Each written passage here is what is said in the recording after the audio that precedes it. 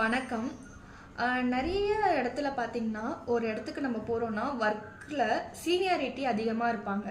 ஃப்ரெஷரா ஒரு இடத்துக்கு நம்ம போறோம் அப்படின்னா, அந்த சீனியாரிட்டி உள்ளவங்க பக்குவம் எப்படி இருக்கணும்னா, அந்த ஃப்ரெஷரா வந்தவங்களுக்கு நல்ல ஒரு அப்ரோச்சஸ் குடுக்கணும். நல்ல ஒரு விஷயத்த சொல்லி தந்தா தான், அந்த சீனியாரிட்டியோ இல்லைன்னா மேல் அதிகாரி இருக்கிறவங்களுக்கு லீடர்ஷிப்புக்குன்னு ஒரு நல்ல ஒரு தன்மைன்னு சொல்லலாம். ஆனா நெறைய பேர் அப்படி இருக்க மாட்றாங்க.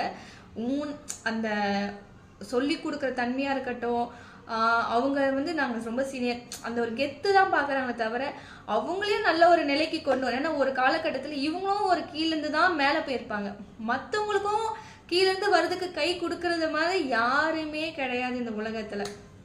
ஸோ அது நான் நிறைய இடத்துல பார்த்துருக்கேன்.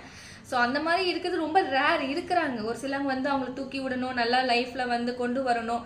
ஆனால் எப்போவுமே ஒரு வாழ்க்கையில் பார்த்தீங்கன்னா, யாரை நம்ம சப்போர்ட் பண்ணுறோமோ, நிறைய விஷயம் நம்ம சொல்லி தரோமோ, நம்மளும் வளருவோம். அதுதான் உண்மை. நிறைய பேர் நினச்சிக்கிறாங்க சொல்லிக் கொடுத்தா நம்ம கீழே போயிடுவோம். கண்டிப்பாக கிடையாது.